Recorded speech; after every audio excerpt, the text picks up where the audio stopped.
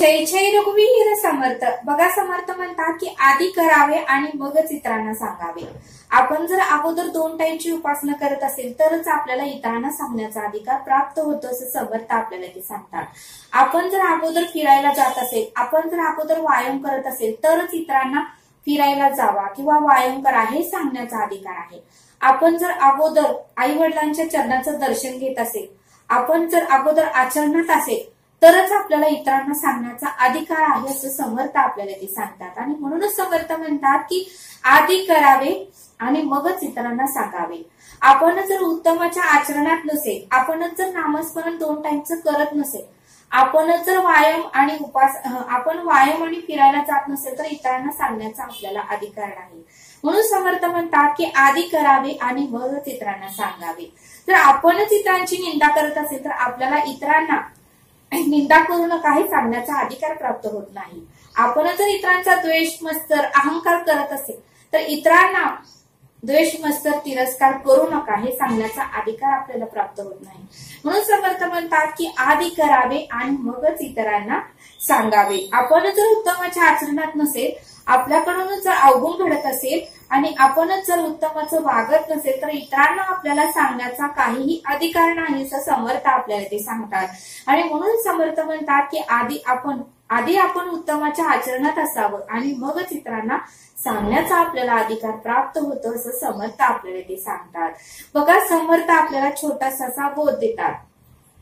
समर्थ म्हणतात की एक आजी आपल्या नातवाला घेऊन संत तुकाराम महाराजांकडे आली होती आणि तो नातू सारखं गूळ खात होता. त्यावेळेस संत तुकाराम महाराजांना ती आजी म्हणाली की हा माझा नातू आहे आणि हा नेहमी गूळ खातोय, तर तुम्ही ह्याला काहीतरी सांगा. गूळ हा शरीरासाठी अपायकारक आहे, कारण कोणत्याही गोष्टीचा अतिवापर केला की त्याचे दुष्परिणाम आपल्या देहावर होतात असं ती आजी संत तुकाराम महाराजांना म्हणाली. आणि तुम्ही कृपा करा आणि माझ्या नातवाला प्लीज समजावून सांगा, त्यासाठी मी एवढ्या लांबून आले आहे. त्यावेळेस बघा, संत तुकाराम महाराजांना काय सांगावं हे कळत नव्हतं, कारण संत तुकाराम महाराज सुद्धा अगोदर जास्त गूळ खात होते, त्यांनाही जास्त गूळ आवडत होता.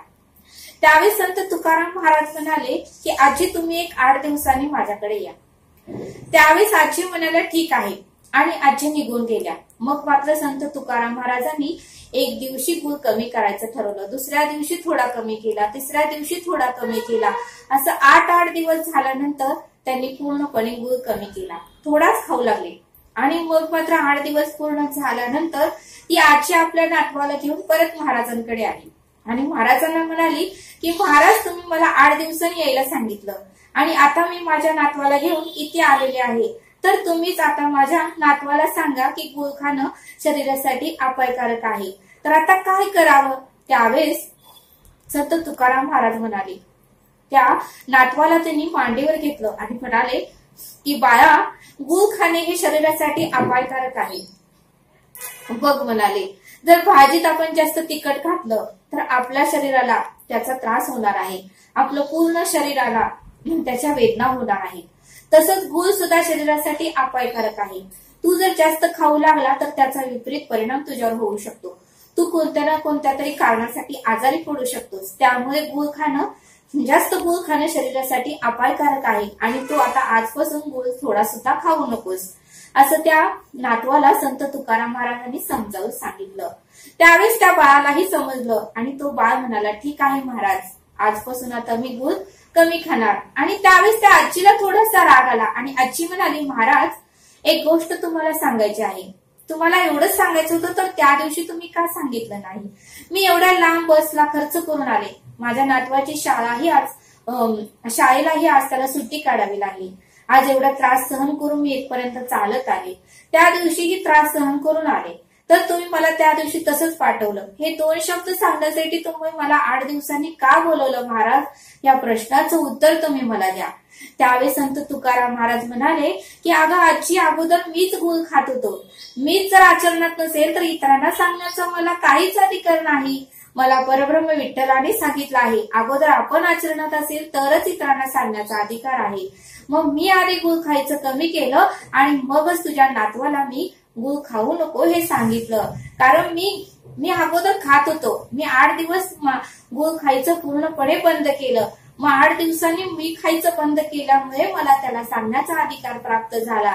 त्यामुळे आजी मी तुला 8 दिवसांनी बोलवलं आणि तुला जर त्रास झाला असेल तर मला क्षमा कर, असं संत तुकाराम महाराज त्या आजीची माफी मागू लागले. आणि मग मात्र आजी आपल्या नातवाला घेऊन घरी निघून गेली. बघा म्हटले समर्थ, या बोधातून आपल्याला हे शिकायला मिळतं की आधी करावे मग इतरांना सांगावे. अगोदर आपलंच आचरण उत्तमाचं नसेल तर आपल्याला इतरांना सांगण्याचा अधिकार प्राप्त होत नाही.